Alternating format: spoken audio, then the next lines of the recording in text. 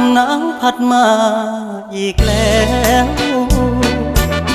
น้องแก้วคงหลงคอยพี่เคยสัญญาให้ไว้จะกลับไปหาคนดี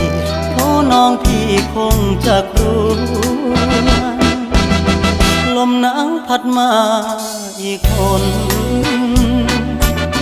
หนาวกระมนหัวใจปวดยามหนาวมาห่างน้องเจ้าคงมองและรำครวญลมหนาวจะหวนกลับไปฟ้าเอ่ยโปรดเห็นฟ้าโปรดเป็นพยานให้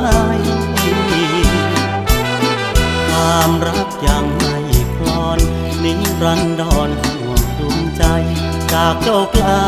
เพราะจนลมหนาวพัดมาอีกแล้วน้องแก้วคงหลงคอยมนจากน้องมาสร้างตัวอย่าได้กลัวรักจะปนให้น้องทน